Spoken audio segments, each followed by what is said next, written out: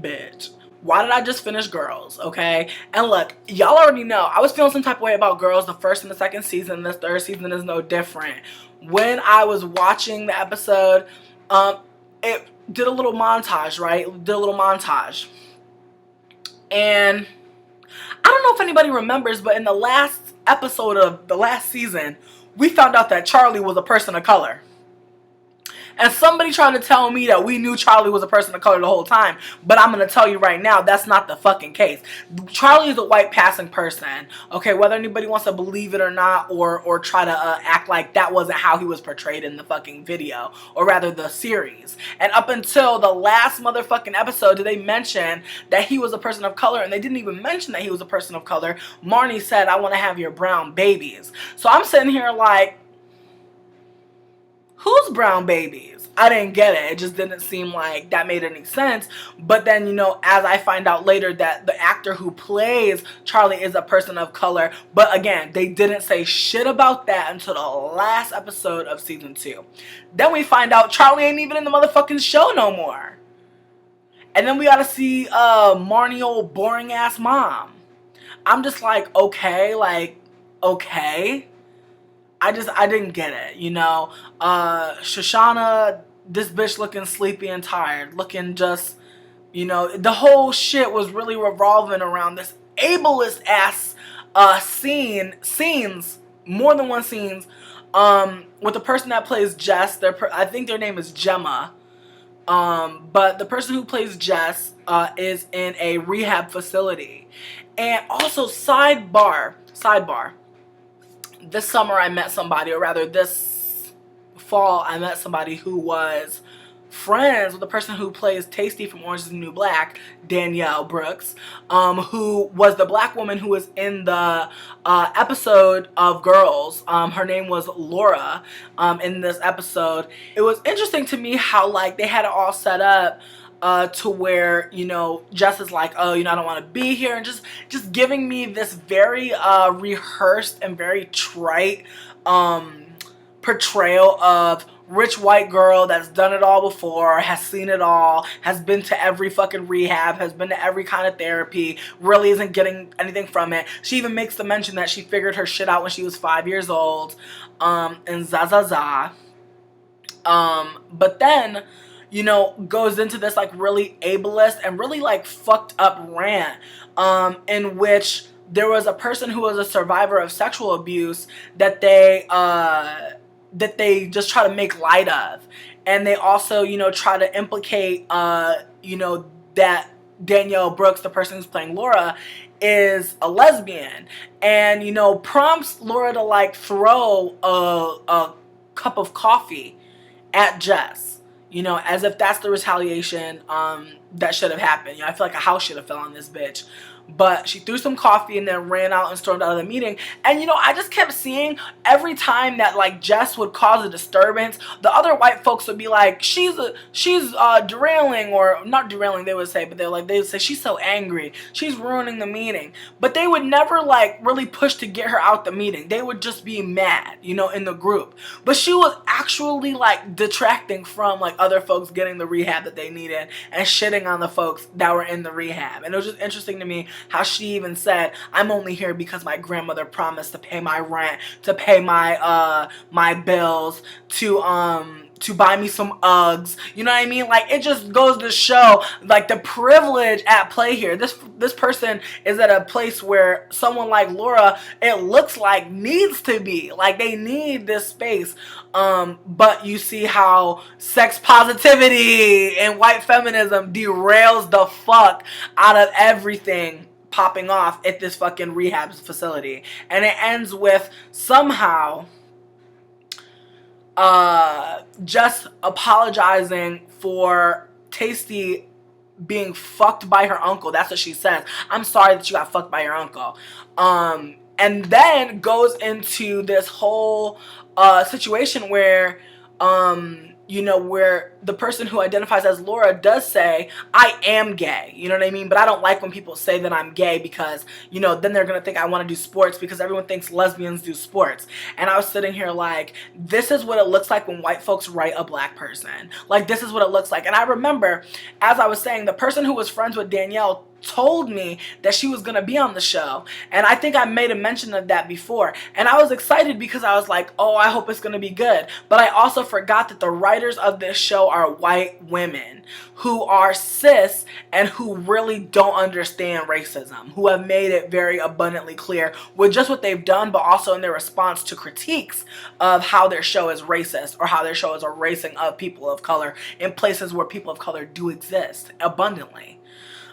So with that said, I was really excited to see Tasty as soon as I seen her, but then I was also kind of disgusted because I was like, of course, they fucking get Danielle Brooks, this funny ass black lady, this dark-skinned funny ass black lady to go on this show, and they got her looking all fucked up because she's drinking lighter fluid and shit like that. It's like, fuck. It's like, you know, the only way that we can really get in, the only way someone from a popular show, Orange is the New Black is a popular ass show. Folks love that show. Folks are waiting on that second season. You know, just because it was on Netflix and folks watched it just like that, don't mean it's gone. You know, Laverne Cox is out here doing their fucking thing and speaking out. And I know that there's other folks in the show who are doing other things that I'm not really super invested in looking at, but I'm definitely gonna try to make more videos about it. Because I know one person in particular, one of the Latina people who are on the show actually is in a punk band, and I feel like you know, they're actually trying to, you know, figure out what's going on with Afropunk this year. So I really hope that that works out.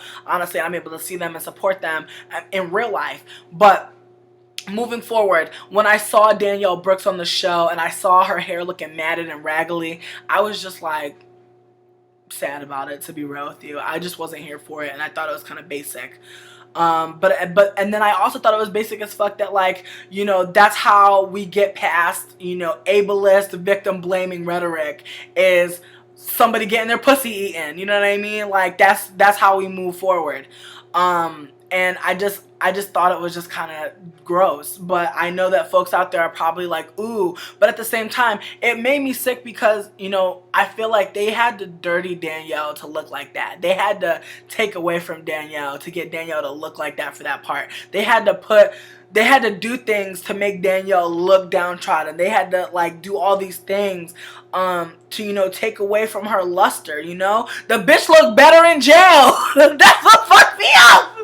The bitch looked better in jail, bitch. I was dying. But anyways, moving forward, I thought the whole episode was kind of basic. You know, we snapped back into Hannah's life, and she's working at a restaurant that Ray owns. It's in a nice ass place. You could tell these niggas have moved up.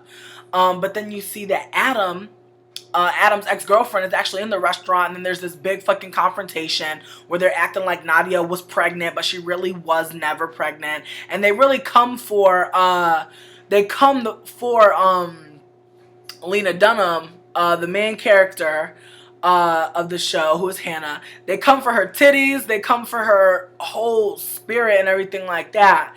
And, you know, it was just really fucked up to me because, again, this person writes the show, so they wrote, like, these two women, like, just looking at her and just, like, hating on her and tearing her down, all while, you know, saying some real shit about how Adam is wildin' and how Adam does be acting and how Adam does, you know, really does treat Hannah not so good. But I definitely did think that there were a lot of things that, again, with this show, there are some things that I can definitely identify with. Like, when I saw Jessa, I'm calling her Jess. When I saw Jessa throw the plate away that was dirty, I've totally done that before. I remember when I was working at Panera. I was like, how does shit that dirty though? Like, you know, and because sometimes if the shit was dirty enough, they want you to wash it by hand because it won't go in the machine and come out clean. So I was just like, nope, you know, y'all gonna have to get some new bowls in this bitch because I'm not gonna be scrubbing no old cheese, girl. But I feel you on that, Jess. I thought that was funny. But I also thought it was interesting, the conversation between Hannah and her partner about having her friends come over, because I definitely know with me and my partner at the time, you know, we would have conversations about people coming to their space or coming to our shared space and it just being like not what they wanted. And it wasn't necessarily because they hated my friends. I think it was more so that, like, you know, what the fuck, they're not their friends, you know, as much as like, you know, as much as we want to say we would like people and we would fuck with people and you know, just because they're like, as much as we're friends with somebody, it doesn't mean that somebody else is gonna be friends with them, let alone our partner. So I thought that that was interesting. I thought that was real. How a lot of times, you know, dudes certainly don't want niggas in their space, but they would rather you leave. But I thought that that was also interesting how she was just like, oh, like, you know, I hate my friends too. And I was just like, you hate your friends? You know, damn. But the episode did end on an interesting note when the episode did end on an interesting note. It ended with Hannah asking how old you have to be to rent a car, because obviously she's planning on picking Jessa up from the rehab place. But part of me is hoping that they take Tasty with them, but then part of me is hoping they don't, because I know it's gonna be just more fuckery. I know it's gonna be more fuckery.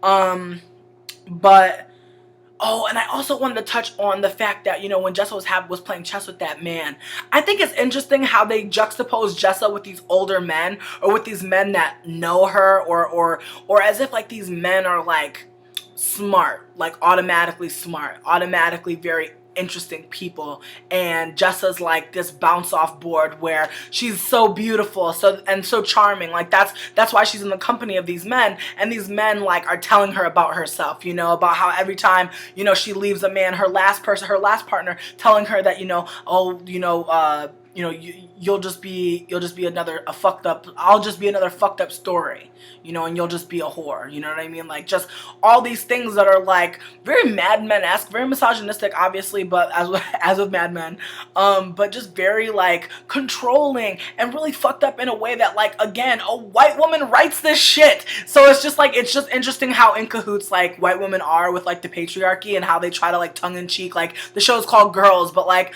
constantly seeing men like talk about what they're gonna do and what they're not gonna fucking do, and that sways shit. Or rather, like, I feel like a lot of the plot lines are around their lives. And if they're not doing anything, the women aren't doing anything, and it's just very strange to me. But I would like to know your thoughts, how you felt about the show, and what you think about it, and what you thought about this episode in particular. And if you like this video, I will continue to watch and put out reviews, because I know sometimes I'm really bad at that, but I feel like, you know what, you like the video, I will keep making them. How about that? How about we have that kind of trade-off, okay? Alright, so I'll see you guys later. Take care. Bye.